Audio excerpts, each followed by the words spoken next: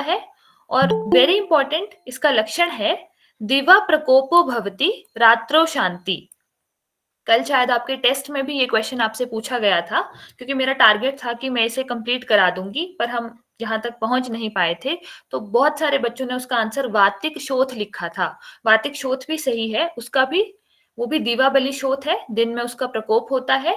लेकिन ये लाइन जो श्लोक के वर्ड हैं स्पेसिफिक, अगर इसी तरह से पूछा जाए दिवा प्रकोपो भवति रात्रौ शांति व्रजेचया, तो यह संग्रहणी के लिए लगाया जाएगा।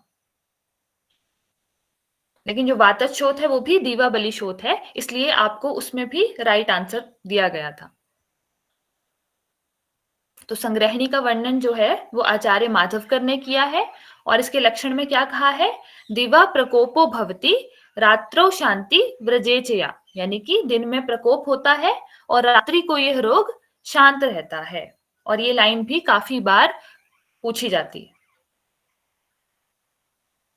और इसके ऑप्शन में आपको वातिक शोथ भी लिखा होगा, इसीलिए आपको जो श्लोक के वर्ड हैं वो एज इट इज ही कैच करने हैं कि ये जो लाइन है दिवा प्रकोपो भवति रात्रो शांति व्रजेच, यह संग्रहणी के लिए आई है, ना कि वातिक शोथ के लिए।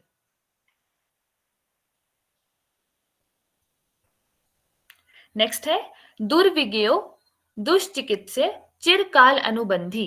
दुर्विज्ञो यानी कि इसका ज्ञान जो है वो बहुत देर से होता है, डायग्नोज करना इसको डिफिकल्ट है। दुष्चिकित्स्य यानी कि इसकी चिकित्सा करना भी डिफिकल्ट है। और चिरकाल अनुबंधी यानी कि एक बार ये रोग किसी को हो जाए तो बहुत समय तक बना रहता है, चिरकाल अनुबंधी। नेक्स्ट है घटी यंत्र ग्रहणी का भी वर्णन किया है। तो ये भी इंपॉर्टेंट है कि घटी यंत्र ग्रहणी का वर्णन कौन करते हैं, तो आचार्य माधवकर।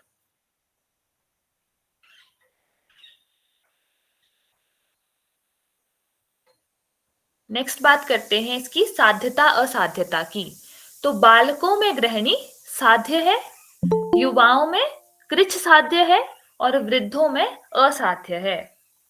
तो ये युवाओं में पूछ लिया जाता है कि ग्रहणी की साध्यता असाध्यता क्या है। तो युवाओं में अगर ग्रहणी हो जाए तो कृच्छ साध्य है, ग्रहणी रोग कृच्छ साध्य है। बालकों में साध्य, युवाओं में कृच्छ साध्य, एवं वृद्धों में असाध्य। वृद्ध अवस्था में आप जानते हो मैक्सिमम जो व्याधियां होती हैं वह असाध्य हो जाती हैं।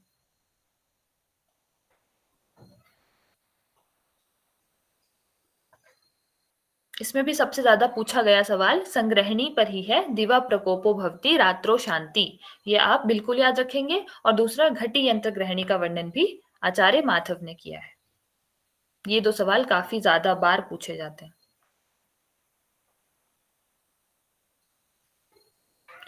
नेक्स्ट आता है अर्श भेद। अर्श इज पाइल्स। तो कितने प्रकार बताए गए हैं आचार्य माधव के अनुसार? 6 प्रकार। वातिक, पैतिक, कफज, सन्निपातज, शोणितज एवं सहज। तो वात, पित्त, कफ, सन्निपात, रक्त, ये तो आप जानते हो। और सहज होता है जो जन्म से ही व्याधि प्रेजेंट हो, उसे सहज व्याधि कहते हैं, यानी कि जो जन्म काल से ही है उसे सहज कहते हैं। यही 6 भेद आचार्य सुश्रुत भी मानते हैं और माधव भी।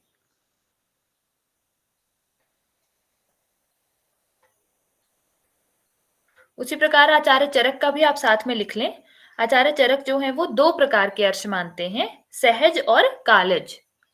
सहज और कालज। सहज यानी कि जो बर्थ से ही प्रेजेंट है, और कालज यानी कि जो बाद में होता है, बाद में एक्वायर्ड है। तो सहज और कालज ये 2 भेद आचार्य चरक ने माने हैं, और माधव और सुश्रुत ने 6 भेद। उसके अलावा भी आचार्य चरक 2 और टाइप्स कंसिडर करते हैं, शुष्क अर्श एवं स्त्रावी अर्श। शुष्क अर्श एवं स्त्रावी। शुष्क यानी कि ड्राई, और स्त्रावी यानी कि जिससे स्त्राव हो रहा है। तो शुष्क अर्श में दोष हुए वात एवं कफ। वात एवं कफ शुष्क अर्श में। और स्त्रावी की बात करें तो रक्त एवं पित्त। ये आप नोट कर लें। शुष्क अर्श में वात और कफ दोष है, और स्त्रावी अर्श में रक्त एवं पित्त दोष है। तो ये जो 2 टाइप्स के अर्श हैं ये आचार्य चरक ने कहे हैं, एक है सहज, एक है कालज। उसके अलावा फर्दर 2 टाइप्स भी कहे हैं, शुष्क अर्श और स्रावी अर्श। शुष्क जो है वो वात कफ के कारण और स्रावी रक्त एवं पित्त के कारण।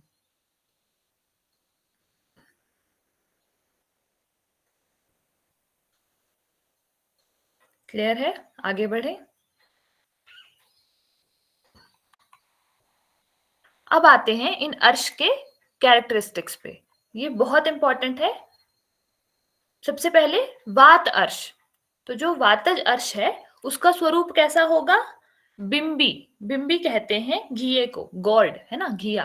तो बिंबी, खजूर, करकंधू। करकंधू क्या था? बेर की एक वैरायटी थी करकंधू। करपासी फल। करपासी फल यानी कि जो कॉटन का सीड जो फल होता है वो करपासी फल। सन्निभम। कदम्ब पुष्प आभा। जो कदम्ब पुष्प होता है उसके समान आभा वाला। और सिद्धार्थक उपमा। सिद्धार्थक होता है श्वेत सर्षप। श्वेत सर्षप को सिद्धार्थक कहते हैं। तो जो वात अर्श है उसका स्वरूप कैसा है? बिंबी, खरजूर, करकंथु, करपासी फल, कदम्ब पुष्पाभा और सिद्धार्थक उपमा। ये सारे ही वर्ड्स आपको याद होने चाहिए, क्योंकि इसमें से कोई भी एक वर्ड उठा के पूछ लिया जाता है कि ये जो है करकंधु स्वरूप कौन सा अर्श है, करपास फल सन्निभम कौन सा अर्श है, कदम्ब पुष्प की आभा वाला कौन सा अर्श है, या सिद्धार्थक उपमा कौन सा अर्श है। तो ये जो 6 वर्ड्स हैं ये आपको बिल्कुल रटे होने चाहिए। तो वातजर्ष का स्वरूप कैसा है? बिंबी, खरजूर, करकंधु, करपासी फल सन्निभम, कदम्ब पुष्प आभा और सिद्धार्थक उपमा। उसी प्रकार आगे आएंगे पित्तज अर्श पे। तो जो पित्तज अर्श है वो कैसा है? शुक जिह्वा। शुक कहते हैं तोते को, उसकी जिह्वा के समान। तो शुक जिह्वा। यकृत खंड। यकृत के खंड के समान। और जलोका वक्र सन्निभम। तो शुक जिह्वा, यकृत खंड एवं जलोका वक्र सन्निभम कौन से अर्श को कहा है? पैत्तिक अर्श को।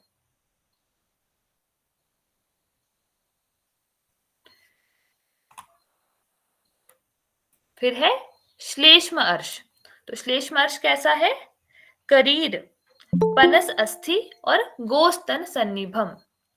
करीर, पनस अस्थि और गोस्तन सन्निभम। पनस इस कटहल, हमने देखा था पनस क्या होता है? कटहल। पनस अस्थि और गोस्तन सन्निभम।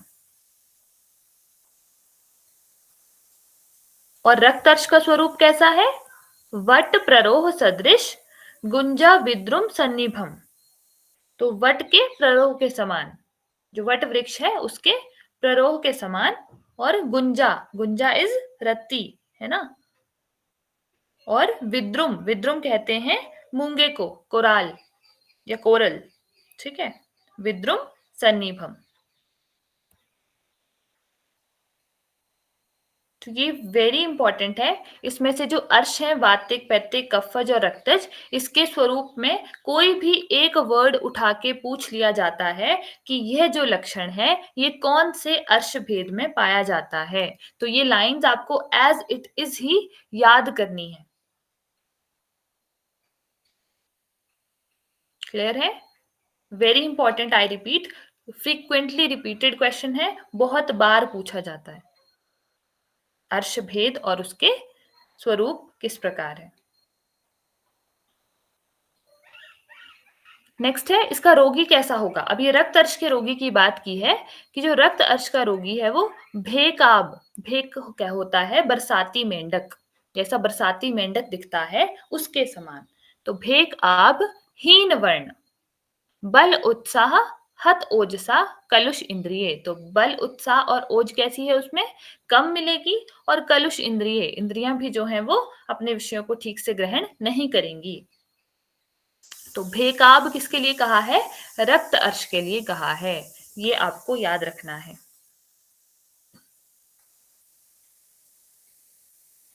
क्योंकि आगे जब आप कामला पढ़ेंगे तो कामला में भी ये वर्ड आएगा भेकाब, कि जो कामला का रोगी है वो भी भेकाब वर्ण का हो जाता है। और यहाँ पे रक्त अर्श का रोगी भी भेकाब बताया है। ये आपको याद रखना है कि एक रेफरेंस कामला के लिए आई है और दूसरी रक्त अर्श के रोगी को भी भेकाब वर्ण का कहा है। तो भेकाब हीन वर्ण बल उत्साह हत ओजस कलुष इंद्रिय, यह लाइन रक्त अर्श के रोगी के लिए आई है।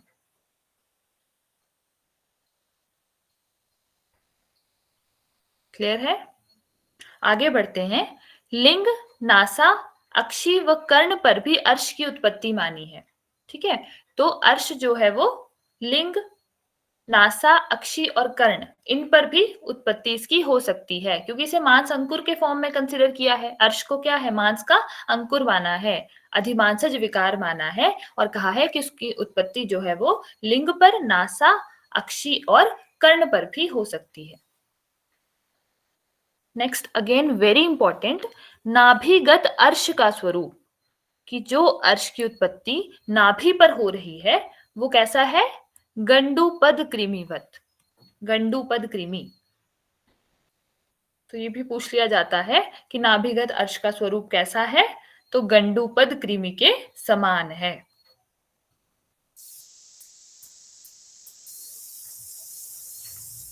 Again next is very important, चर्म कील में दोष, फ्रीक्वेंटली पूछा गया, बहुत बार पूछा गया सवाल है।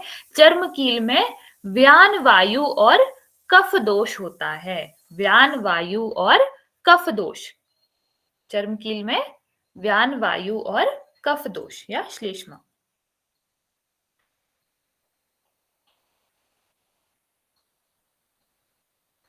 नेक्स्ट आते हैं अजीर्ण के भेद पे। तो अजीर्ण के कितने भेद माने हैं, 6 भेद माने हैं।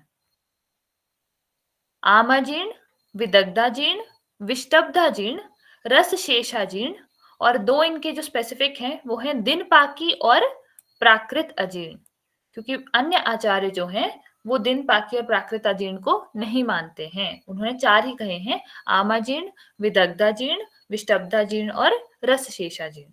लेकिन आचार्य माधवकर ने 2 और माने हैं, एक है दिन पाकी अजीर्ण और प्राकृत अजीर्ण। आमाजीर्ण में आप लिख सकते हैं कफ दोष होता है, विदग्ध जीर्ण में पित्त दोष होता है, और विष्टब्ध जीर्ण में वात दोष।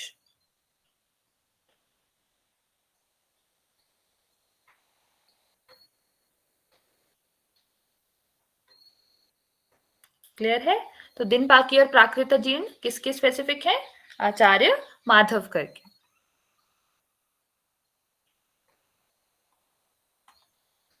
आगे बढ़ते हैं, कृमि के भेद।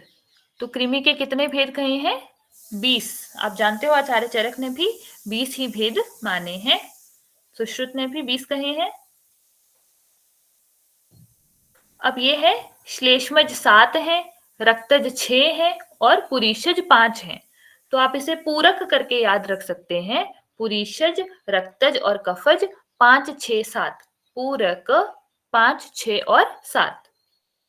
तो कृमि के भेद का क्या निमोनिक बना लिया हमने, पूरक, पुरीषज, रक्तज और कफज 5 6 7, पूरक 5 6 7। उसके अलावा 2 बाह्य कृमि जो है वो एक्स्ट्रा माने गए हैं। तो बाह्य कृमि कितने हैं, 2।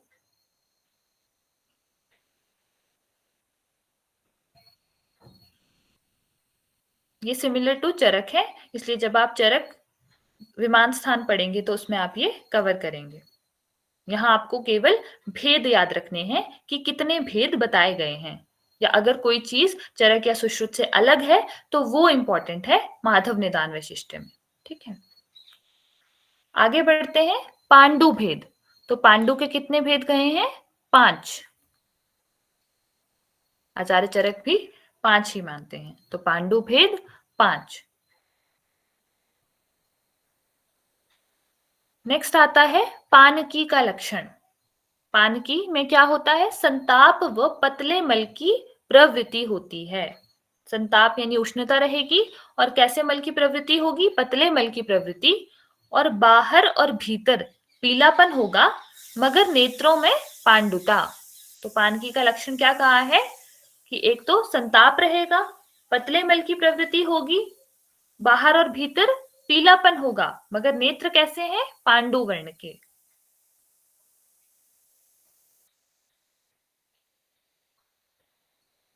नेक्स्ट आते हैं कास के भेद। तो कास के भेद भी 5 हैं: वातिक, पैतिक, कफज, क्षतज एवं क्षयज। तो वही जो आचार्य चरक ने कहे हैं, वात, पित्त, कफ, क्षतज और क्षयज। उसी प्रकार हिक्का की बात करें तो हिक्का भी 5 प्रकार की है: अन्नजा, यमला, क्षुद्रा, गंभीरा और महती। आचार्य चरक जो हैं वो यमला के स्थान पर व्यपेता मानते हैं। आचार्य चरक जो हैं वो यमला के स्थान पर व्यपेता हिक्का का वर्णन करते हैं। क्लियर है? आगे बढ़े। ये जो यमला हिक्का है इसका वर्णन केवल आचार्य माधव और सुश्रुत करते हैं।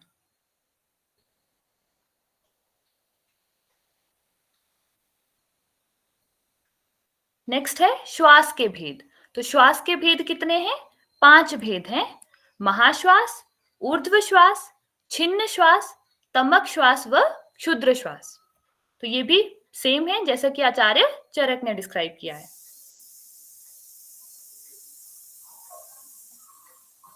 नेक्स्ट आता है स्वर भेद। स्वर भेद 6 प्रकार का है: वातिक, पैतिक, कफज, त्रिदोषज, क्षयज व मेदज। तो यहाँ पे मेदज जो है वो इंपॉर्टेंट है कि स्वर भेद का मेदज भेद भी डिस्क्राइब किया गया है: वातिक, पैतिक, कफज, त्रिदोषज, क्षयज और मेदज। और एक मेदज भेद हमने कल गलगंड में भी देखा था। हमने कहा था कि उसका पैतृक भेद नहीं होता है, वातिक, पैतृक और वातज, कफज और मेदज भेद होता है। उसी प्रकार यहाँ स्वर भेद में भी मेदज भेद डिस्क्राइब्ड है।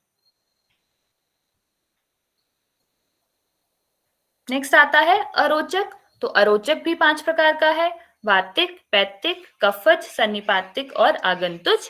और छर्दी भी। तो छर्दी और अरोचक दोनों 5 प्रकार के हैं: वातिक, पैतिक, कफज, सन्निपातज और आगंतुज।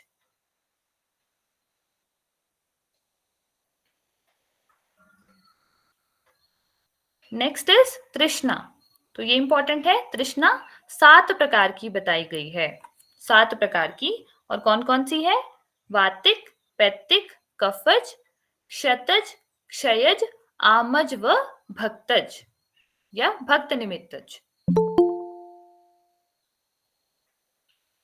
ये 7 प्रकार की तृष्णा है। और उसके अलावा इन्होंने चरकोक्त उपसर्गज तृष्णा का भी वर्णन किया है। तो चरक ने जो एक उपसर्गज तृष्णा कही है उसका वर्णन भी किया है। और ये जो उपसर्गज तृष्णा है यह उपद्रव स्वरूप उत्पन्न होती है। किसी भी व्याधि के उपद्रव स्वरूप जो तृष्णा उत्पन्न होती है उसे उपसर्गज तृष्णा कहा है। और इसका भी वर्णन आचार्य माधवकर ने किया है।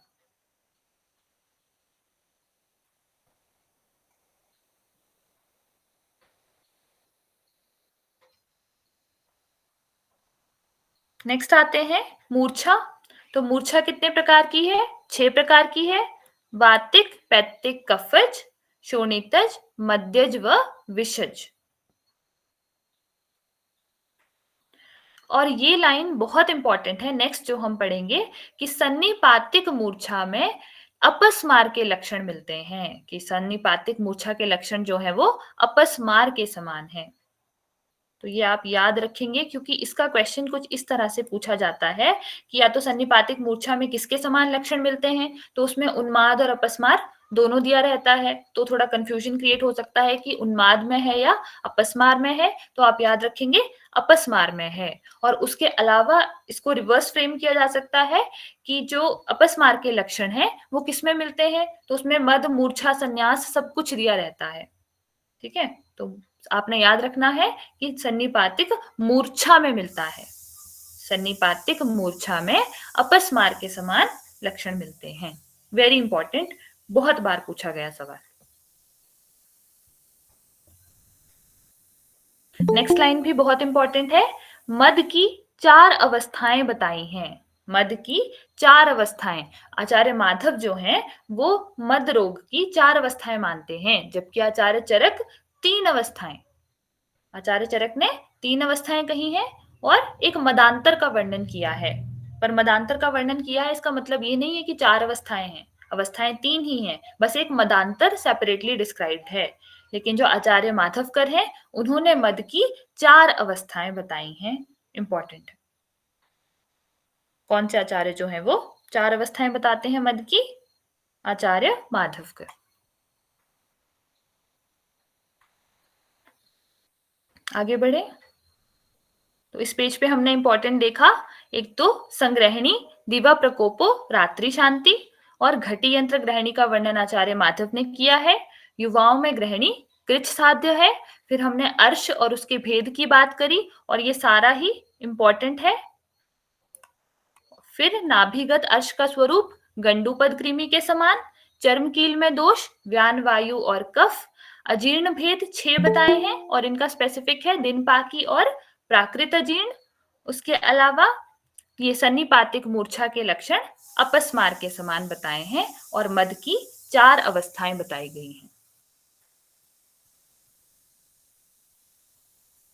आई रिपीट, इसमें हमें जो चीजें आचार्य माधवकर ने इंपॉर्टेंट बताई हैं या अलग बताई हैं बाकी आचार्यों से, उन पर ज्यादा फोकस करना है। नेक्स्ट आते हैं उन्माद के भेद। तो उन्माद के कितने प्रकार बताए हैं इन्होंने? 6 प्रकार। कौन कौन से?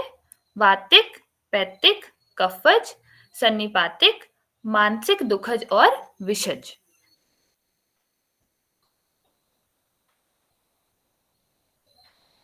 आचार्य सुश्रुत भी और आचार्य माधव भी उन्माद के 6 प्रकार मानते हैं।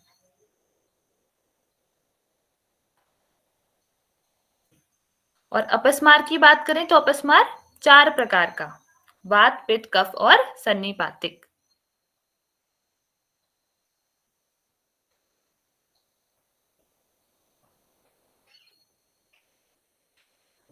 नेक्स्ट है वेरी वेरी इंपॉर्टेंट आम वात के लक्षण। और ये श्लोक, इसके वर्ड्स आपको याद होने चाहिए क्योंकि कई बार ये श्लोक या इसके वर्ड्स एज इट इज पूछ लिए जाते हैं और पूछा जाता है कि यह किसके लक्षण हैं। तो आम वात के लक्षण का श्लोक आपको बिल्कुल याद होना चाहिए। इसके लक्षण क्या है? अंगमर्द, अरुचि, तृष्णा, आलस्यम, गौरवम और शून्यता अंगानाम। अंगमर्द, उसे बॉडी पेन होगा, अरुचि होगी, तृष्णा प्यास लगेगी, आलस्य बहुत आलस आएगा, लेजी फील करेगा, गौरव बॉडी कैसी होगी? हैवी फील होगी, और शून्यता अंगानाम, बॉडी शून्य प्रतीत होगी, अंगों में ऐसे लगेगा कि शून्यता है या शोथ है, शून्यता शोथ है, शून्यता अंगानाम। तो अंगमर्द, अरुचि, तृष्णा, आलस्यम, गौरवम, ज्वरः, ज्वर भी ऐड कर सकते हो। इसका श्लोक है अंगमर्द, अरुचि, तृष्णा, आलस्यम, गौरवम, ज्वरः, अपाका शून्यता अंगानाम, आम वातस्य लक्षणम। और अपाक, तो ज्वर और अपाक भी ऐड कर सकते हो। अंगमर्द, अरुचि, तृष्णा, आलस्यम, गौरवम, ज्वरः, अपाकः शून्यता अंगानाम, आम वातस्य लक्षणम। ये श्लोक कई बार इसकी एक लाइन या दूसरी लाइन पूछ ली जाती है कि किस व्याधि के लिए कहा गया है।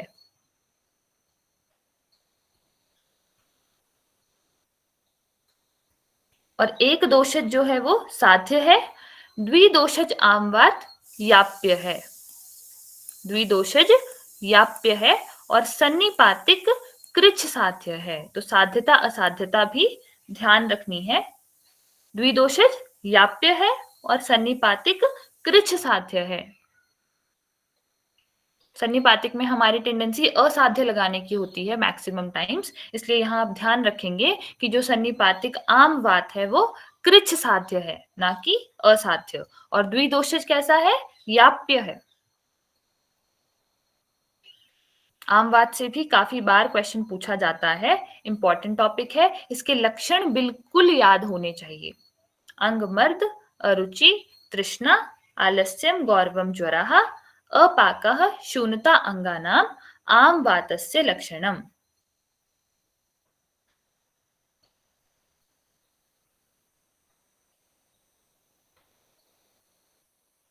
नेक्स्ट आता है शूल भेद। तो शूल आप जानते हो पेन को कहते हैं।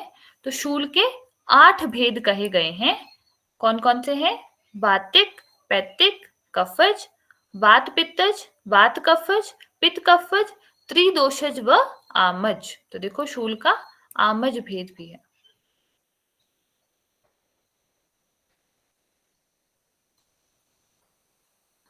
नेक्स्ट लाइन इंपॉर्टेंट है। सुकष्टमेनम विश्व वज्रकल्पम विवर्जनीयम प्रवदंती तजज्ञा। किसके लिए कहा है? सन्निपातिक शूल के लिए। यानी कि जिसे सन्निपातिक शूल है उसे क्या है? बहुत कष्ट होगा। सुकष्टम, विष के समान या वज्र के समान, जानलेवा है ना, विष के समान या वज्र के समान, और विवर्जनीय, इसकी चिकित्सा नहीं की जा सकती। प्रवदंती तजज्ञा, किसके लिए कहा है? सन्निपातिक शूल के लिए। तो सुकष्टम एनम विश्वज्रकल्पम विवर्जनीयम प्रवदंती तजज्ञा फॉर सन्निपातिक शूल। आपको ये लाइन, ये श्लोक की लाइन इसी तरह कैच करनी है कि किसके लिए कही है ये लाइन? सन्निपातिक शूल के लिए।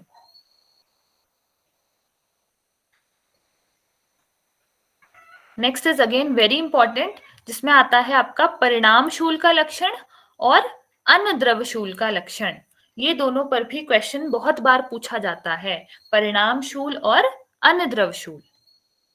तो देखिए परिणाम शूल में क्या है, नाम से ही पता चल रहा है, परिणाम यानी कि भोजन के परिपाक काल में शूल बढ़ जाता है। जब भोजन का पाचन होता है तब शूल बढ़ेगा। तो भुक्ते जीर्यति यत शूलम तदेव परिणामजम।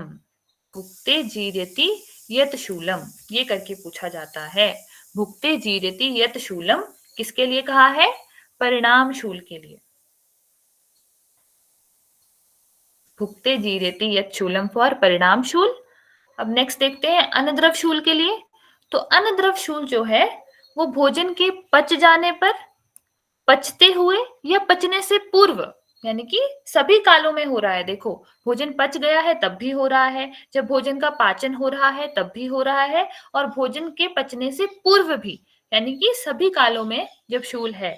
तो जीर्णे, जीर्यत्य, अजीर्णे वा, हर कंडीशन में, जीर्ण होने पर, जीर्ण, जीर्यत्य जब प्रोसेस चल रही है जीर्ण होने की, या अजीर्ण पर भी जब शूल है, यत शूलम उपजायते। तो जीर्णे, जीर्यत्य, अजीर्णे वा यत शूलम उपजायते पथ्य अपथ्य प्रयोगेण। तो क्या कहा है कि पथ्य या अपथ्य के प्रयोग से भी जो शांत ना हो, पथ्य अपथ्य प्रयोगेण भोजनेन अभोजनेन च, कि भोजन किया या ना किया इस पे कोई शांति नहीं मिलेगी, ना भोजन करने से ना भोजन ना करने से। इसे क्या कहा है? नियम अत्सो अनद्रव्य उदाहृता, इसे अनद्रव्य शूल कहा है। तो जीर्णे, जीर्यत्य, अजीर्णे यानी कि सभी कालों में, यत शूलम उपजायते, शूल हो रहा है। पथ्य अपथ्य प्रयोगेण, पथ्य अपथ्य प्रयोग से जो शांत नहीं हो रहा है। भोजनेन अभोजनेन, भोजन करेंगे या नहीं करेंगे उससे भी शूल पर कोई प्रभाव नहीं है। अनद्रव्याक्ष्य शूलेषु तत्व स्वास्थ्यम अश्नुते, और इसके लिए क्या कहा है? वात मात्रे जरत पित्तम शूलम आशु व्यपोहति। वेरी इंपॉर्टेंट, ये लाइन भी एज इट इज रख के पूछ ली जाती है कि किसके लिए कहा है। वात मात्रे जरत पित्तम शूलम आशु व्यपोहति। वात मात्रे यानी कि वमन कराने पर, वमन से क्या होता है? पित्त का निर्हरण होता है। वमन से पित्त का निर्हरण हो जाने पर शूलम आशु व्यपोहति यानी शूल शांत हो जाता है। वात मात्रे जरित पित्तम शूलम आशु व्यपोहति। क्योंकि देखिए आप जानते हैं कि वमन जो है वो बेसिकली कफ की चिकित्सा है ना, लेकिन वमन क्या है? पित्तांत वमन कराया जाता है। कफ के बाद किसका निसरण होता है? पित्त का निर्हरण होता है। ठीक है, इसीलिए क्या कहा है कि वमन से क्या होगा? पित्त बाहर निकलेगा, है ना। कफ के बाद किसका निर्हरण होगा? पित्त का होगा, पित्तांत वमन होता है। तो वमन से पित्त का निर्हरण हो जाने पर शूल शांत हो जाता है। कौन सा शूल? अनद्रव शूल। तो ये दोनों ही लाइंस जो हैं वो बहुत इंपॉर्टेंट हैं, परिणाम शूल भी और अनद्रव शूल भी, और बहुत बार इससे क्वेश्चन पूछा जाता है। स्पेसिफिकली अनद्रव शूल की ये जो लाइंस हैं, जीर्णे जीर्यत्य अजीर्णे वा यत् शूलम उपजायते, या पथ्य अपथ्य प्रयोगेण भोजनम अभोजनेन वा, और वेरी इंपॉर्टेंट, वांत मात्रे जरेत पित्तम शूलम आशु व्यपोहति, वमन कराने से पित्त का निर्हरण होगा और शूल शांत हो जाएगा।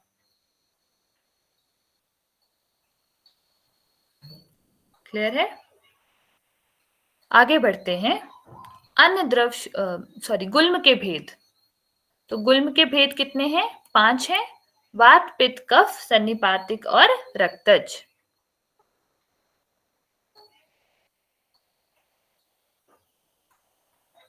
फिर है हृदय रोग। हृदय रोग भी 5 प्रकार का है, वातज पित्तज कफज सन्निपातिक और कृमिज। नेक्स्ट आता है मूत्र कृच और मूत्राघात।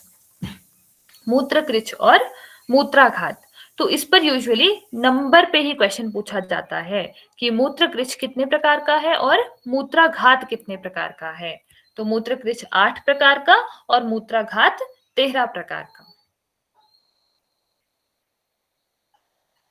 ठीक है, अगर इसके भेद देखने हैं तो एक बार चलिए रीड कर लेते हैं कि 8 प्रकार कौन से हैं। वातज पित्तज कफज सन्निपातज शल्याभिघातज पुरीशज शुक्रज और अश्मरीजन्य, ये 8 प्रकार के मूत्रकृच हैं। और मूत्राघात, मूत्राघात 13 है। कौन कौन से? वात कुंडलिका, अष्ठीला, वातवस्ती, मूत्रातीत, मूत्र जठर, मूत्र उत्संग, मूत्र क्षय, मूत्र ग्रंथि, मूत्र शुक्र, उष्णवात, मूत्रसाद, विड़विघात और बस्ती कुंडल। इसकी जो डिस्क्रिप्शन है वो जब आप चरक संहिता पढ़ेंगे उसमें आएगी। इसमें केवल आपको इतना याद रखना है कि इसके टाइप्स कितने हैं, क्योंकि केवल इसके टाइप, इसके नंबर पे ही क्वेश्चन पूछा जाता है कि मूत्रकृच 8 प्रकार का, और उससे भी ज्यादा पूछा गया मूत्राघात कितने प्रकार का है, तो 13 प्रकार का, 13 टाइप्स का।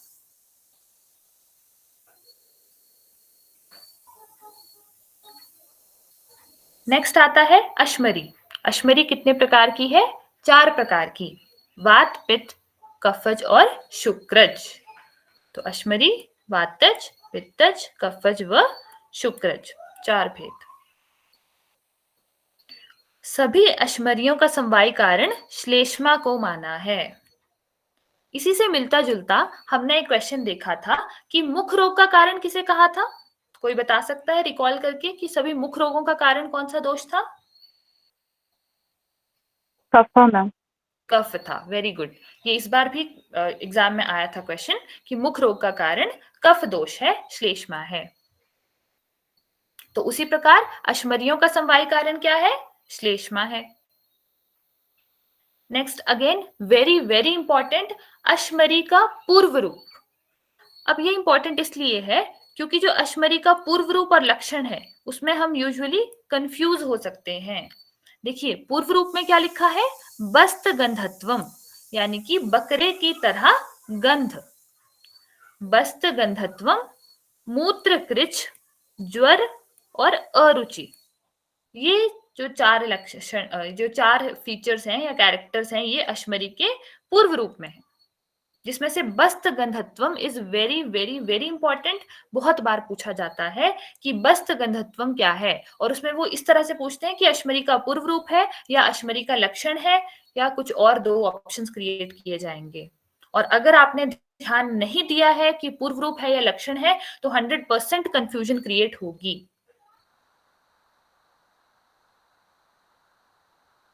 इसलिए बस्त गंधत्वम क्या है? अश्मरी का पूर्व रूप है। मूत्र कृच भी अश्मरी का पूर्व रूप है, और ज्वर और अरुचि भी।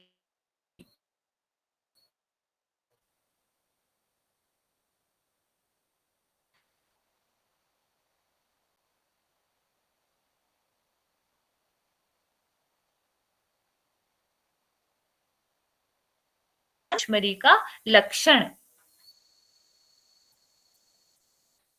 तो इसी प्रकार पूछा जाता है कि गोमेदक उपम मूत्र प्रवृत्ति क्या है, अश्मरी का पूर्व रूप है या लक्षण है।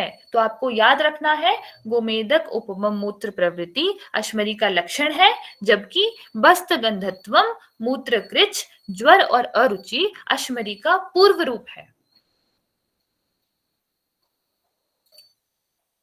यही छोटी छोटी चीजें कंफ्यूजन क्रिएट करती हैं और यहीं से क्वेश्चन इसीलिए पूछा जाता है, क्योंकि इसमें आप ही नहीं, इसमें सभी कंफ्यूज होंगे। अगर आपने ध्यान दिया होगा तभी आप इसे रूल आउट कर पाएंगे, एल्स आपको कंफ्यूजन होगा। आपको ये जरूर पता होगा कि हाँ इट इज रिलेटेड टू अश्मरी, लेकिन अगर आपने ध्यान से नहीं पढ़ा है तो 100% कंफ्यूजन क्रिएट होगा कि अश्मरी में तो था, मगर क्या था, उसका पूर्व रूप था या लक्षण था। इसलिए आपको बिल्कुल ध्यान रखना है बस्त गंधत्वम पूर्व रूप है और गोमेदक उपम प्रवृत्ति लक्षण है। अगेन जो दोष अनुसार लक्षण है वो बहुत जरूरी है। पहला आता है वातज अश्मरी। तो वातज अश्मरी कैसी है, उसमें क्या क्या लक्षण मिलेंगे, दंतान खादती। अब देखो जो वातज अश्मरी है ना, वो मोस्ट पेनफुल कंडीशन आप ऐसे इमेजिन करो, मोस्ट पेनफुल कंडीशन। तो देखो जब बहुत पेन होगा वातज अश्मरी के कारण, तो दंतान खादती, रोगी क्या करेगा, अपने दांतों को ऐसे जकड़ लेगा, बहुत पेन में है वो तो अपने दांतों को ऐसे जकड़ लेगा, दंतान खादती। वेपते, वेपन होगा, कांपने लग जाएगा, इतना पेन में है, इतना सिवियर पेन में है। और कांटों के समान श्याव अरुण वर्ण की अश्मरी होती है, और देखने में कैसी होती है, कंटक जैसी, कांटों वाली, श्याव या अरुण वर्ण की। तो ये दंतान खादती और वेपते, ये आप बिल्कुल याद रखेंगे, क्योंकि वातज हमने क्या कंसिडर किया, मोस्ट पेनफुल कंडीशन है ये। दंतान खादती, वेपते, और कैसी है दिखने में इसका स्वरूप, कांटों के समान श्याव या अरुण वर्ण की अश्मरी। नेक्स्ट है पैतिक अश्मरी। तो ये भी पूछा जाता है, पैतिक अश्मरी का स्वरूप कैसा है, भल्लातक अस्थि संस्थानाम, भल्लातक की अस्थि के समान। और कफज अश्मरी कैसी है, मधुवर्णा और सिता, मधुवर्ण की और श्वेत, सिता।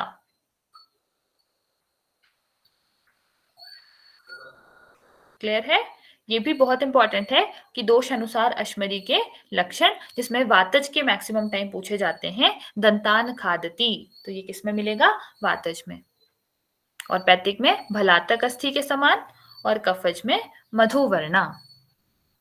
तो इस पेज पे हमने क्या इंपॉर्टेंट देखा, एक तो आम वात के लक्षण, जो मैंने आपको कहा कि इसका श्लोक एज इट इज ही पूछ लिया जाता है, तो आपको ये याद ही रखना है ना। ऐसे एक एक लक्षण याद करोगे तो पॉसिबिलिटी है कोई स्किप हो जाए, तो ये कोशिश कीजिएगा कि ये पूरा श्लोक आपको याद रहे, ठीक है। उसके अलावा इसकी साध्यता, कि द्विदेश जो था वो याप्य था, और सन्निपातिक कृच साध्य। फिर हमने सन्निपातिक शूल के लिए देखा, सुकष्टमेन विश्वज्रकल्पम विवर्जनीयम प्रवदंती तज्ञा। और परिणाम शूल और अन्य द्रव शूल में डिफरेंस देखा। परिणाम शूल के लिए कहा भुक्ति जीर्यति यच्छूलम, और अन्य द्रव शूल के लिए क्या कहा, जीर्णे जीर्यत्य अजीर्णे वा यच्छूलम उपजायते, पथ्य अपथ्य प्रयोगेन, भोजनेन अभोजनेन वा, और वेरी इंपॉर्टेंट, वात मात्रे जरेत पित्तम शूलम आशु व्यपोहति। क्लियर है। फिर हमने मूत्रकृच 8 प्रकार का और मूत्राघात 13 प्रकार का, ये याद किया। और अश्मरी का देखा पूर्व रूप, जिसमें बस्त गंधत्वम था, और लक्षण में गोमेदक उपमम मूत्र प्रवृत्ति।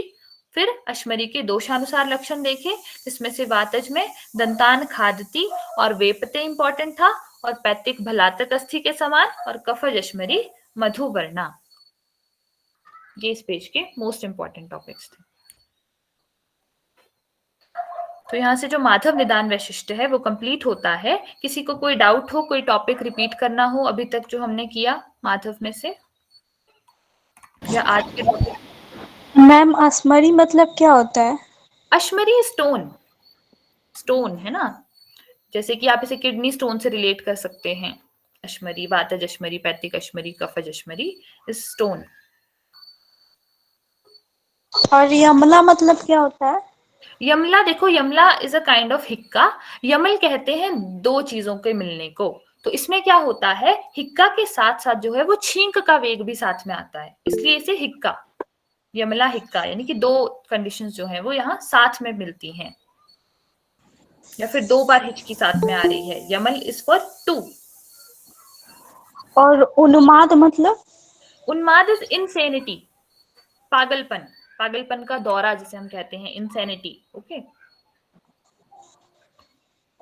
और आमवात मतलब? आमवात इज रूमेटॉइड आर्थराइटिस। और आमज मतलब? आमज कंडीशन होती है, देखो आम क्या होता है, जो सपोज भोजन का जो अनडाइजेस्टेड पार्ट है ना, उसे आम समझ सकते हो आप, कि जो भोजन डाइजेस्ट नहीं हुआ लेकिन अब वो बॉडी में जो उसकी अनडाइजेस्टेड फॉर्म पड़ी है, उसे आम कहते हैं। और कोई डाउट? No ma'am.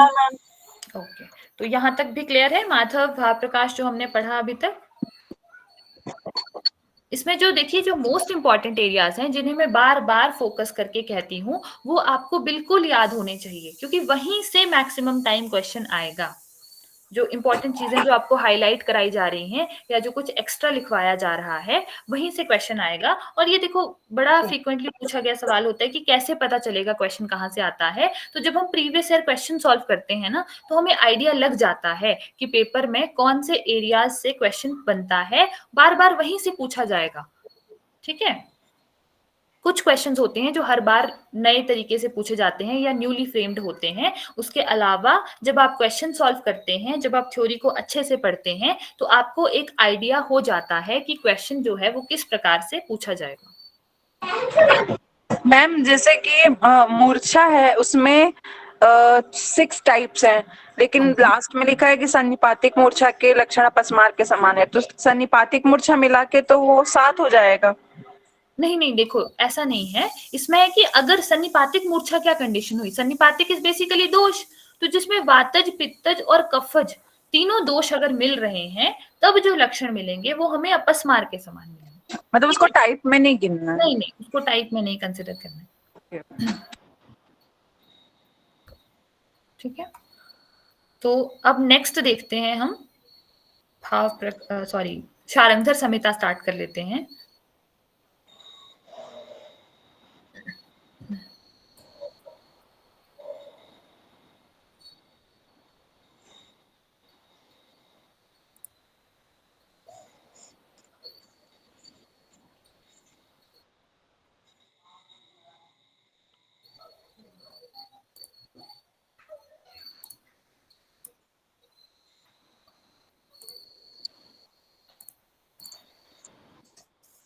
क्लियर है स्क्रीन? Yes ma'am. ओके। तो भाव प्रकाश वैशिष्ट्य हम कर चुके, माधव निदान वैशिष्ट्य हम कर चुके। नेक्स्ट है हमारी शारंगधर संहिता। और शारंगधर जो है वो मतलब बहुत ही ज्यादा इंपॉर्टेंट है।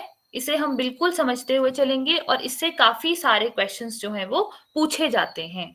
ठीक है, शारंगधर वैशिष्ट्य, क्योंकि शारंगधर जो है वो बेसिकली आपका जो भेषज कल्पना वाला पार्ट है वो कवर करता है।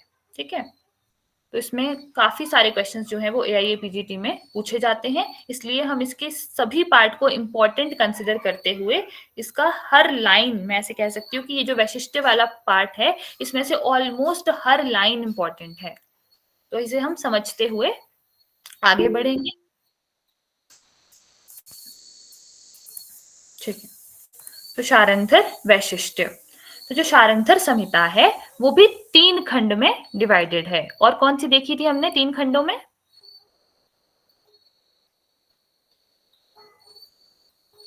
भाव प्रकाश थी शायद, है ना? वो भी 3 खंड में डिवाइडेड थी, पूर्व, मध्यम, उत्तर। यस और नो? Yes ma'am. ठीक है, तो यहाँ जो है वो पूर्व खंड में 7 अध्याय हैं, मध्यम खंड में 12 और उत्तर खंड में 13 अध्याय हैं, जिसकी वजह से कुल कितने हो गए? 32 अध्याय, 32। तो ये आप याद रखेंगे कि शारंगधर संहिता में टोटल 32 चैप्टर्स हैं, 7, 12 एंड 13, पूर्व, मध्यम, उत्तरखंड। 7, 12, 13 कुल 32 अध्याय। पूर्व खंड में क्या डिस्क्राइब्ड है?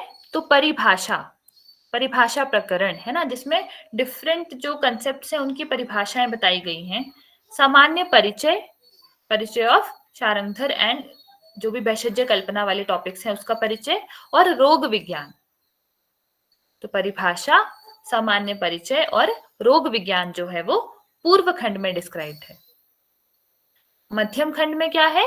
औषध परिकल्पनाएं, क्योंकि भैषज्य is related with formulation of औषध है ना, डिफरेंट डिफरेंट औषधियां जो बनाई गई हैं या जो ड्रग्स हैं उनके क्या फॉर्मुलेशंस हैं उनसे कंसर्न्ड है। तो वो सारा हमें मध्यम खंड में मिलता है, औषध परिकल्पनाएं। और वेरी इंपॉर्टेंट, इसका रेफरेंस पूछ लिया जाता है कि पंचकर्म कहाँ डिस्क्राइब्ड है।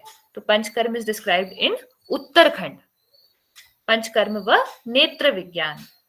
तो पंचकर्म व नेत्र विज्ञान is described in Uttarakhand of Sharangdhar Samhita. Next आते हैं कुल श्लोक। तो 2600, 2600।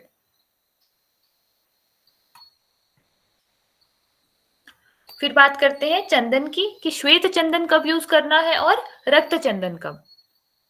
तो जो चूर्ण, स्नेह, आसव और अवलेह है ना, चूर्ण, स्नेह, आसव और अवलेह, इसमें श्वेत चंदन का यूज किया जाता है, और कषाय एवं लेप में रक्त चंदन का यूज।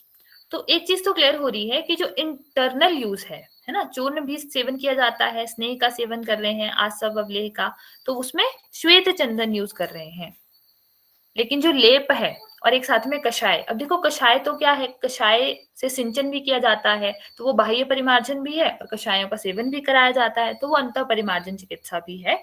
बट स्टिल याद रखने के लिए एक जनरलाइज्ड कॉन्सेप्ट हम बना सकते हैं कि जो सेवन करने वाली चीजें हैं, चूर्ण, स्नेह, आसव, अवलेह है ना, वो क्या है, उसमें श्वेत चंदन यूज कर रहे हैं, और कषाय और लेप में रक्त चंदन, कषाय और लेप में रक्त चंदन। स्पेसिफिक आप लेप याद रखिएगा कि लेप में जो है वो रक्त चंदन का प्रयोग करते हैं।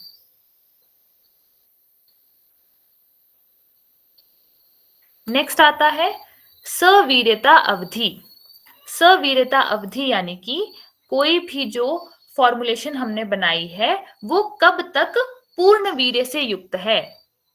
ठीक है, जैसे हम अगर मॉडर्न में बात करें तो किसी चीज की एक्सपायरी डेट होती है ना, कि उसके बाद वो जो ड्रग है वो उस तरह से काम नहीं करता है जैसे उसे करना चाहिए, है ना, यानी कि अब उसके गुण कैसे हो गए, कम हो गए। तो वैसे ही जो आयुर्वेदिक फॉर्मुलेशंस हैं उसमें हम क्या कहते हैं, वो वीर्य से युक्त होती हैं, है ना, लेकिन कुछ टाइम बाद वो क्या है, उनकी प्रॉपर्टीज जो है वो कम हो जाती हैं। तो उस पीरियड को जिसमें वो अपनी फुल पोटेंशियल में काम करती हैं उसे उसकी वीर्यता अवधि, सवीर्यता अवधि कहते हैं। उसके बाद वो जो मेडिसिन हैं वो इतनी इफेक्टिवली काम नहीं करेंगी।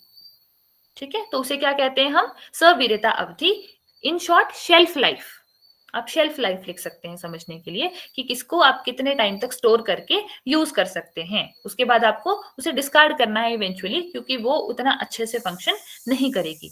तो सवीर्यता अवधि इज शेल्फ लाइफ। तो 1 वर्ष के पश्चात जो वानस्पतिक द्रव्य हैं वो वीर्यहीन हो जाते हैं। वानस्पतिक द्रव्य क्या होते हैं, जो हमें प्लांट बेस से मिल रहे हैं, वानस्पतिक द्रव्य, उसको हम मैक्सिमम 1 वर्ष तक स्टोर करेंगे। उसके बाद क्या हो जाएंगे, वो हीन वीर्य वाले। चूर्ण की बात करें तो चूर्ण 2 मंथ्स, 2 महीने तक ही आप चूर्ण को स्टोर करेंगे, उसके पश्चात वो वीर्यहीन हो जाता है। ये क्वेश्चन भी पूछ लिया जाता है कि चूर्ण की सवीर्यता अवधि क्या है, 2 मंथ्स, 2 मास। वटी और अवलेह की बात करें तो 1 वर्ष, है ना। वटी क्या है, टैबलेट्स, और अवलेह क्या है, जैसे आपका च्यवनप्राश है, जिसे लिख करके लेते हैं, जो फॉर्मुलेशंस चाट कर जिन्हें खाया जाता है। तो वटी और अवलेह 1 वर्ष पश्चात वीर्यहीन हो जाते हैं। नेक्स्ट इज वेरी इंपॉर्टेंट, स्नेह। स्नेह क्या है, 1 वर्ष 4 मास, 16 मंथ्स, इसे 16 मंथ्स भी पूछा जाता है कई बार ऑप्शन में, 1 वर्ष 4 मास ना दे करके वो 16 मंथ्स लिख देते हैं, 16 मास, तो वो भी आप ब्रैकेट में लिख लें, कंफ्यूज नहीं होना है उस वक्त कि ये तो हमने पढ़ा नहीं। स्नेह जो है वो 16 मंथ्स, 1 वर्ष 4 मास। उसके पश्चात वीर्यहीन हो जाता है। तो हमने क्या कहा सबसे पहले, जो वनस्पतिक द्रव्य है वो 1 वर्ष बाद हीन वीर्य, चूर्ण 2 मास के बाद, वटी और अवलेह 1 वर्ष के बाद, और स्नेह 16 मंथ्स के बाद। आसव, अरिष्ट, धातु और रस औषधियां। आसव अरिष्ट क्या है, संधान कल्पना, संधान इज फर्मेंटेशन प्रोसेस से जो बनाई जाती हैं धातुएं, और रस औषधियां, रस पारद वगैरह से जो फॉर्मुलेशंस प्रिपेयर की जा रही हैं वो जितने पुराने होते हैं उतने ही गुणवान होते हैं। तो अधिक पुराने होने पर अधिक गुणवान माने जाते हैं। क्या क्या, आसव, अरिष्ट, धातु व रस औषधियां। आई रिपीट, शारंगधर का सारा ही पोर्शन जो है वो बहुत इंपॉर्टेंट है, आपको ये लर्न करना ही है एज इट इज। यहाँ पे हम जो कुछ भी पढ़ेंगे उसकी ऑलमोस्ट हर लाइन से क्वेश्चन बनता है और शारंगधर से काफी सारे क्वेश्चन पूछे जाते हैं। नेक्स्ट है औषध ग्रहण, कि हमें औषधियां जो हैं वो कब ग्रहण करनी है। तो ये भी वेरी वेरी वेरी इंपॉर्टेंट। वमन विरेचन के लिए वसंत ऋतु के अंत में और अन्य कार्यों के लिए शरद ऋतु में, अन्य सभी कार्यों के लिए शरद ऋतु में।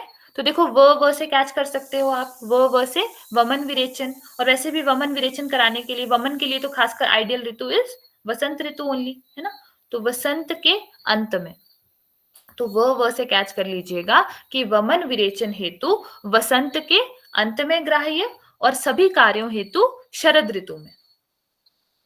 ये किसका मत है, आचार्य शारंगधर का।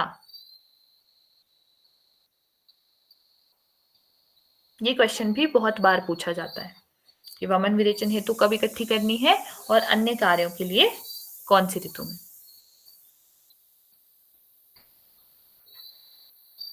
फिर आता है ग्राह्य अंग। ग्राह्य अंग से हमारा मतलब है कि कौन सी ड्रग का कौन सा पार्ट यूज किया जाता है। ठीक है, ग्राह्य अंग, which part is going to be used in the formulations. तो अगर कोई मोटी जड़ों वाला वृक्ष है ना, कोई ऐसे बड़े बड़े जो वृक्ष होते हैं जिनकी जो जड़ें हैं, जो रूट्स हैं वो बहुत बड़ी होती हैं, तो अब आप किसी अगर पेड़ की वृक्ष की जो जड़ें हैं वो बहुत बड़ी हैं, तो आप क्या करोगे, उसकी पूरी जड़ तो मेडिसिन में यूज करोगे नहीं, तो जो मूल त्वक ग्रहण करोगे, यानी कि जो मूल है उसकी भी छाल, जो उसकी आउटर पार्ट है, केवल वो यूज करोगे। तो मोटी जड़ों वाले वृक्ष की मूल त्वक ग्रहण करोगे, छाल, ठीक है, मूल की भी छाल। लेकिन अगर सूक्ष्म मूल है, जड़ें कैसी हैं, बहुत छोटी हैं, कोई छोटा सा प्लांट है जिसकी जड़ें बहुत ही बारीक हैं, तो उस केस में आप संपूर्ण ग्राह्य यानी कि उस पूरे ही प्लांट को पंचांग सहित उसके सारे ही पार्ट्स के साथ यूज कर सकते हो, अगर किसी का मूल जो है वो बहुत सूक्ष्म है। लेकिन अगर बड़ा मूल है तो मूल की त्वक ग्रहण करेंगे। नेक्स्ट इज न्यग्रोध्र। तो न्यग्रोध किसे कहते हैं, जो आपका बैनियन ट्री होता है ना, उसे कहते हैं न्यग्रोध्र। और उसकी अंतः त्वचा, अंतः त्वचा यानी कि उसकी छाल, अगेन अंतः त्वचा। नेक्स्ट आता है बीजक। बीजक जिसे हम विजयसारिया असन भी कहते हैं, सुना होगा आपने विजयसारिया असन। तो नाम से ही क्लियर है कि बीजक को क्या कहा, विजयसार भी कहते हैं। तो इसका क्या ग्रहण कर रहे हैं, सार, सार जो अंदर वाला, जो ट्रंक के अंदर वाला जो पार्ट है सार, उसे ग्रहण करते हैं। सार ग्रहण किसका करेंगे, बीजक का। बीजक को विजयसारिया असन भी कहते हैं। तो जब आपको बीजक का विजयसार नाम याद होगा तो आपको क्लियर हो जाएगा कि सार ग्रहण किया जाता है, इसलिए बीजक के साथ लिख लें विजयसार। फिर है तालीश। तो तालीश का पत्र ग्रहण करते हैं, तो तालीश पत्र साथ ही कहा जाता है ना, तालीश पत्र, तालीश पत्र। फिर है त्रिफला, तो त्रिफला का फल ग्रहण करते हैं। त्रिफला, नाम से ही क्लियर है, त्रिफला, हरितकी, विभिदकी एवं आम्लकी, 3 फल, त्रिफला तो फल। धातकी, धातकी पुष्प, धातकी पुष्प साथ में कहा जाता है, जैसे तालिश पत्र कहते हैं वैसे हम क्या कहते हैं, धातकी पुष्प। तो क्लियर है कि धातकी के फूल यूज करते हैं।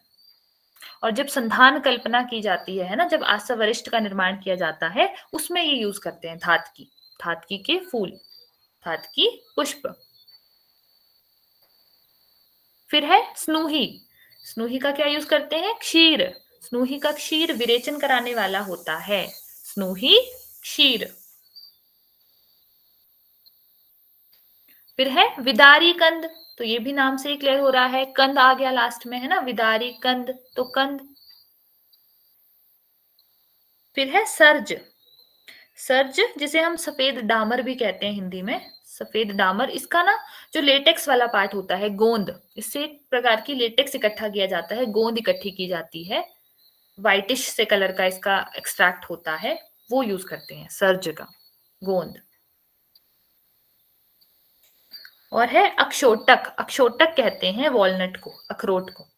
मज्जा, तो क्या पोषण खाते हैं हम उसका, मज्जा, है ना, या फिर ऐसे याद रख लो कि अखरोट खाने में मजा आता है, अच्छा लगता है ना, तो अक्षोटक, मज्जा, वॉलनट। क्लियर है, आगे बढ़े।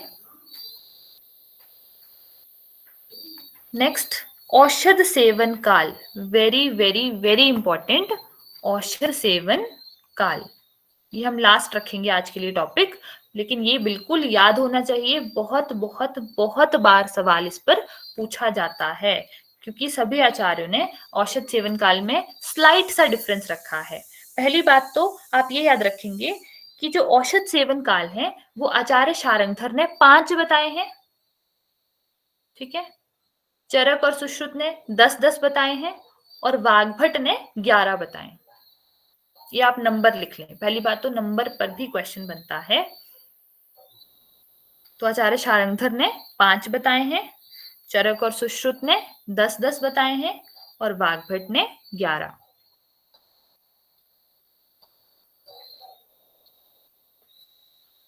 तो ये जो 5 काल हैं आचार्य शारंगधर के, हम इनकी बात करेंगे।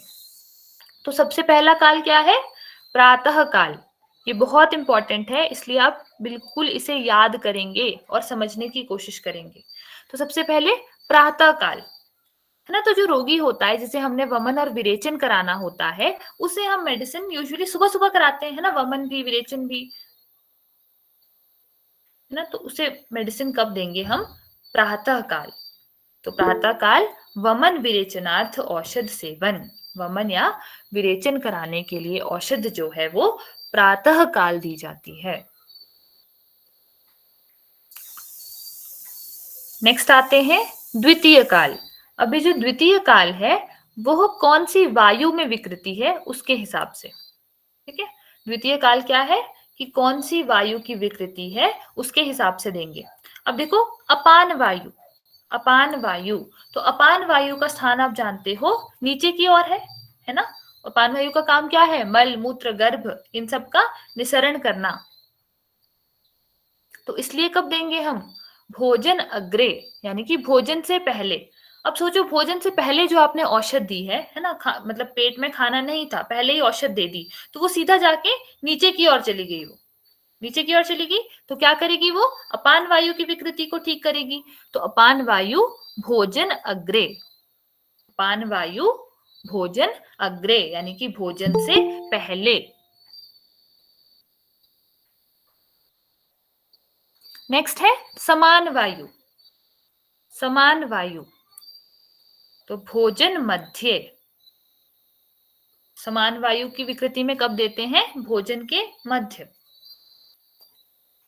क्योंकि समान वायु का जो रोल है वो कहीं ना कहीं आपकी पाचन क्रिया में है, जब भोजन कर रहे हैं तो जो सिक्रीशंस हैं उन सबको बढ़ाने में, है ना, उसमें समान वायु का रोल आता है, इसलिए समान वायु की विकृति में औषध कब देते हैं, भोजन के बीच में, यानी कि जो भोजन के बीच का काल है उसमें। भोजन मध्य। फिर आता है व्यान वायु। व्यान वायु, तो व्यान वायु जो कि पूरे शरीर में व्याप्त है ना, पूरे शरीर में घूम रही है, तो उसमें कब? भोजन अंते। भोजन अंते, इसे आप ऐसे भी याद रख सकते हो कि भोजन करने के बाद, है ना, भोजन कर लिया, उसके बाद अब व्यान में चले गए। व्यान इज एरोप्लेन, है ना।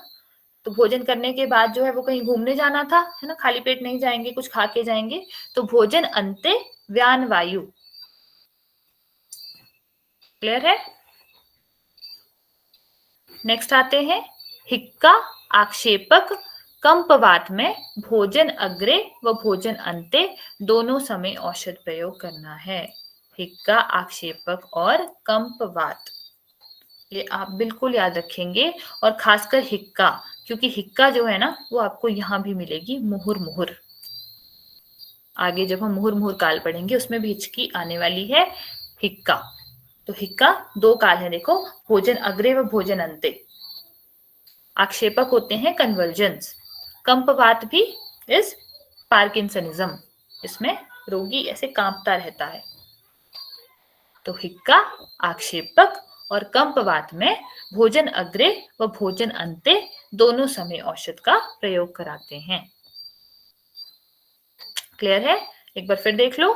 वमन विरेचन के लिए प्रातः काल, अपान वायु की विकृति में भोजन से पहले, समान वायु की विकृति में भोजन के मध्य में, व्यान वायु की विकृति में भोजन के अंत में, और हिक्का आक्षेपक और कंपवात में भोजन अग्रे व भोजन अंते दोनों समय औषध का प्रयोग कराएंगे। नेक्स्ट है जो तृतीय काल डिस्क्राइब किया है वो है सायंकाल। सायंकाल यानी कि इवनिंग टाइम। तो इवनिंग टाइम में क्या कहा है? ग्रास व ग्रासांतर। ग्रास होता है जब हम खाना खा रहे हैं, जो बाइट है, बाइट जो हम लेते हैं उसे ग्रास कहते हैं, है ना। तो एक बाइट ली यानी कि या तो बाइट के साथ, या तो ग्रासांतर का मतलब है कि एक बाइट ली, फिर औषध ली और फिर एक और बाइट ली। ठीक है, ग्रास अंतर यानी कि दो ग्रास के बीच में जो वक्त है, या तो उसमें, या तो ग्रास यानी कि with your bite of food. तो वो कब लेते हैं? उदान वायु की विकृति में। तो ग्रास और ग्रास अंतर सायंकाल में, उदान वायु की विकृति में, और भुक्त अंते खाना खाने के बाद इन प्राण वायु की विकृति। भुक्त अंते यानी कि खाने के बाद, इवनिंग में खाना खाने के बाद, कब? प्राण वायु की विकृति में। और मॉर्निंग में जो हमने देखा था द्वितीय काल, उसमें क्या था? खाना खाने के बाद व्यान वायु था, है ना। द्वितीय काल क्या है? ये मॉर्निंग वाला टाइम है, क्योंकि मतलब जो मिड डे वाला टाइम है। एक हमने प्रातः काल देख लिया, मॉर्निंग। द्वितीय काल आप समझ सकते हो मिड डे वाला टाइम, क्योंकि तृतीय काल क्या है? सायंकाल है। तो ग्रास और ग्रासांतर इवनिंग में, उदान वायु की विकृति में, और भुक्त आंते प्राण वायु की विकृति में। फिर आता है मुहुर मुहुर। मुहुर मुहुर का मतलब है बार बार। अब बार बार औषध किसे लेने की जरूरत है? जिसे त्रिट यानी कि प्यास, छर्दी वॉमिटिंग, हिचकी, श्वास और विविध गर्विश, गर्विश का सेवन। तो मुहुर मुहुर, अब देखो प्यास भी बार बार लगती है ना, वॉमिटिंग आ सकती है, हिचकी आ सकती है बार बार, श्वास, जो श्वास का रोगी है उसे भी श्वास लेने में दिक्कत होती है, कष्ट होता है, तो बार बार उसे औषध लेने की जरूरत है। और विविध गर्विश, गर होते हैं संयोगज विष, है ना। जो पहले तो वो द्रव्य विष द्रव्य नहीं थे, लेकिन आपने जो है वो कुछ इस तरह के ड्रग्स के साथ उसको, या इस तरह के द्रव्यों के साथ उसको मिक्स करके लिया कि अब जो है वो इसका काम कर रहा है, विष का काम कर रहे हैं। जैसे मधु और घृत सपोज मिक्स कर लेते हैं उसकी फॉर्मुलेशन, तो वो विष का काम करती है। तो उसी प्रकार जो संयोगज विष हैं वो गर विष हैं। तो ये आप बिल्कुल याद रखोगे कि गर विष में भी मुहुर मुहुर। अब सोचो अगर किसी ने विष लिया है ना, इसे ऐसे याद रख सकते हो आप कि अगर किसी ने विष लिया है तो ऑब्वियसली विष तो ट्रीट करना इतना इजी है नहीं, तो उसे औषध कब देनी पड़ेगी? बार बार देनी पड़ेगी। हिचकी उसे बार बार आ रही है तो बार बार औषध देंगे, प्यास बार बार लग रही है बार बार औषध देंगे, श्वास और छर्दी। तो ये सारी कंडीशंस अगर आप ऐसे थोड़ा सोचें तो ये सब बार बार होने वाली चीज है। विष इतना तीव्र होता है कि उसे आप एक बार औषध देके ठीक नहीं कर पाओगे। तो इसलिए ऐसे याद रख लेना कि गर्विष विष जो है वो बहुत क्रिटिकल कंडीशन हो गई, तो अब हमें बार बार उसे औषध देनी पड़ेगी।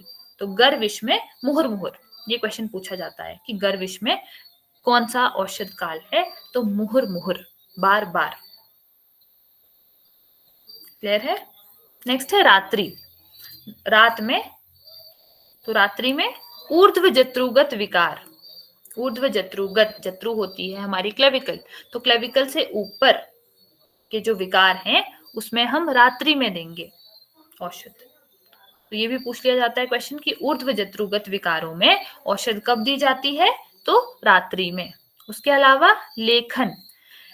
लेखन होता है कि जो बॉडी में दोष और धातु बढ़े हुए हैं उन्हें खुरचने का काम करना, ठीक है, उनको बाहर निकालना। खुरचने से हमारा अर्थ है कि जो सपोज धातु और जो दोष जो बढ़े हुए हैं या जो अपनी नॉर्मल कंडीशंस में नहीं है उसे बाहर निकालने का काम करना है, ठीक है, ताकि वो बॉडी से एक्सपेल आउट हो सके। तो जो ड्रग्स लेखन का काम करेंगे, उनको बढ़ा करके बाहर निकालने का काम करेंगे दोषों को, वो हम कब देंगे, रात्रि में देंगे। तो जो लेखन ड्रग्स हैं वो भी रात्रि में दिए जाते हैं। और बृहणार्थ, बृहणार्थ यानी कि बॉडी का बृहण करना है, बढ़ाना है ना, न्यूट्रिटिव पर्पस समझ सकते हो बृहणार्थ, तो उसे हम रात्रि में देंगे। कब, रात्रि के भोजन से पूर्व, यानी कि रात के खाने से, डिनर से पहले, रात्रि के भोजन से पूर्व। किसमें, ऊर्ध्व जत्रुगत विकार में, लेखन द्रव्य और बृहणार्थ। तो हमने क्या देखा, तृतीय काल जो सायंकाल था, उदान वायु की विकृति में कब दिया, ग्रास और ग्रासांतर। प्राण वायु की विकृति में खाना खाने के बाद, कब, इवनिंग में। मुहुर्मुहुर, बार बार किसे देने की जरूरत आई, त्रिट, छर्दी, हिचकी, श्वास और गर्विश में। और रात्रि में ऊर्ध्व जत्रुगत विकार, लेखन और बृहणार्थ। रात्रि के भोजन से पूर्व औषध प्रयोग। ये बहुत इंपॉर्टेंट है, आई रिपीट, इससे क्वेश्चन मैक्सिमम टाइम पूछा जाता है, इसलिए आप इसे बिल्कुल बिल्कुल रट लेंगे, याद कर लेंगे। भले आपको ये आज 5 या 10 बार पढ़ना पड़े, लेकिन आप कोशिश करेंगे कि आप इसे बिल्कुल याद कर लें, ठीक है। इससे बहुत बार क्वेश्चन पूछा जाता है, बहुत बार। और अगर आपने ढंग से नहीं देखा होगा तो ये चीजें कंफ्यूज करती हैं। किसी को कोई डाउट है, ये जो हमने अभी पढ़ा शारंगधर, इसमें अगर डाउट है तो आप पूछ सकते हैं। मैम, ग्रासा का मतलब होता है हर एक बोलस के बीच में, मतलब एक एक बोलस के साथ। हाँ जी। ओके। और कोई डाउट किसी और को?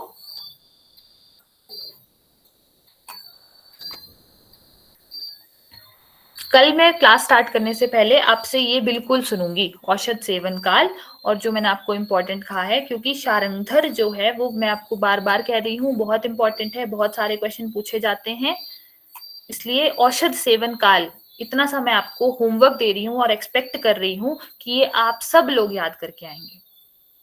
बाकी तो आई नो आप रीड करोगे, 1-2 बार आपको याद हो जाएगा, लेकिन ये जो औषध सेवन काल है ये 1-2 नहीं बल्कि 5 या 10 बार याद करने से याद होगा, ठीक है। कंफ्यूजन क्रिएट करता है टॉपिक और बहुत इम्पोर्टेंट है। हाँ जी ma'am, what is the logic behind ग्रासा व ग्रासांतरा इन उदान वायु विकृति? उदान वायु विकृति, देखो उदान वायु कहाँ है, उदान वायु का स्थान अगर आप देखो तो वो ऊपर की ओर है, ऊर्ध्व जत्रुगत है ना। तो ग्रास और ग्रासांतर मतलब जब आप भोजन के साथ ले रहे हो। अब हर चीज में देखो हम यहाँ लॉजिक तो नहीं लगा पाएंगे, टू बी वेरी ऑनेस्ट, क्योंकि कुछ चीजें आप तो उपदेश हैं, है ना। आप इसे ऐसे समझ लो कि कुछ चीजें आप तो उपदेश हैं, जैसा आचार्य लिख गए हैं हम उनको कुछ नहीं कह सकते, क्योंकि आचार्य are not there to describe, है ना, कि हाँ क्यों कहा उन्होंने ऐसा। नो डाउट बाद में टीकाएं की गई हैं, पर टीकाकार भी इतना ज्यादा क्लियरली नहीं बता पाए हैं कि कोई चीज जो है वो ऐसी है तो ऐसी क्यों है। बस आपको याद रखना है कि ऐसी है तो ऐसी ही है, आचार्य शारंगधर ने ऐसी कही है, आपको वही याद करना है और वही आपको पेपर में पूछा जाएगा। तो ये आप तो उपदेश है, आप यहाँ हर चीज को कॉन्ट्राडिक्ट नहीं कर सकते, हर चीज का लॉजिक नहीं निकाल सकते, आपको बस अपने एग्जाम पॉइंट ऑफ व्यू से उसे याद ही कर लेना है। आई रिपीट, इस एग्जाम में रोट लर्निंग, रट्टा बहुत ही सारा है, इसीलिए मैं आपको चीजें सिंप्लीफाई करके मैक्सिमम बताने की कोशिश करती हूँ या कोड्स बताने की कोशिश करती हूँ, ताकि आप उसे एक सिंप्लीफाइड वर्जन में याद रख सकें। ठीक है, हर चीज का बच्चे यहाँ लॉजिक हम नहीं निकाल पाएंगे, ऑनेस्टली नहीं निकाल पाएंगे। दिस इज आप्तोपदेश। मैम मैम हाँ जी, मैम पारिक में जितना दिया है शारंगधर उतना हाँ जी, काफी है कि और भी हमको अलग से पढ़ना पड़ेगा? उतना काफी है, उतना काफी है। मैं ऐसा क्यों मैम कहती हूँ? एग्जाम में इसी में से आएगा और कहीं से बिल्कुल नहीं आएगा, आएगा? बिल्कुल आएगा। अगर कुछ एक्स्ट्रा होगा तो मैं आपको जैसे साथ के साथ नोट करा रही हूँ, वो मैं कराती जाऊंगी। ठीक है, और एक मैं आपको बार बार यही चीज कहती हूँ कि 10 रिसोर्सेज को, 10 नोट्स को एक बार नहीं पढ़ना है, एक रिसोर्स को 10 बार पढ़ना है। मैं रोज यस क्लास मैम। में कहती हूँ, मैंने कल भी शायद कहा था कि 10 रिसोर्सेज को एक बार नहीं, बल्कि एक रिसोर्स को 10 बार पढ़ना है। ताकि देखो, जो कॉम्पिटिटिव एग्जाम्स होते हैं ना, उसमें आप सारा मतलब सब कुछ नहीं कर पाओगे, कुछ ना कुछ जो है वो रहेगा ही रहेगा। पर उस एक दो क्वेश्चन के चक्कर में आपने जहां से 90% ऑफ द सिलेबस आना है, जहां से 90% ऑफ द क्वेश्चंस आने हैं, उसे इग्नोर नहीं करना है। आपकी टेंडेंसी ये होनी चाहिए कि जहां से 90% क्वेश्चन पूछे जाएंगे, मुझे वो बिल्कुल याद रखने हैं। ठीक है, यस मैम। यहाँ से फॉर श्योर क्वेश्चन आएगा। इसलिए आपको मल्टीपल रिसोर्सेज या मल्टीपल नोट्स इकट्ठे करने की जरूरत नहीं है। बच्चे सबसे बड़ी गलती ही ये करते हैं कि वो मल्टीपल कोचिंग्स के रिसोर्सेज इकट्ठे करते हैं। वहां पे एक दो लाइन का फर्क हो सकता है, ट्रस्ट मी, एक दो लाइन का फर्क हो सकता है, उससे ज्यादा नहीं होता है किसी भी नोट्स में। आप अपने रिसोर्स को ट्रस्ट करें, अपने हार्ड वर्क को ट्रस्ट करें, और एक रिसोर्स को 10 बार पढ़ें। मैं तो यही कहूंगी, this works, this literally works. आपको याद करना है, क्योंकि ये जो है ये एमसीक्यू बेस्ड एग्जाम है, इसमें बहुत सारी रोट लर्निंग है, इसलिए आपको याद करते चलना है। इसलिए हम एक दिन में बहुत सारा कवर नहीं करते हैं, कम ही कवर किया जाता है कि आप उसे याद करते जाएं। इसे मैं बहुत सिंप्लीफाई करने की कोशिश करती हूँ आपके लिए, ताकि आप उसे याद रख सकें। ठीक है, क्लियर है? Yes ma'am. So that's all for today. I'm binding today's session.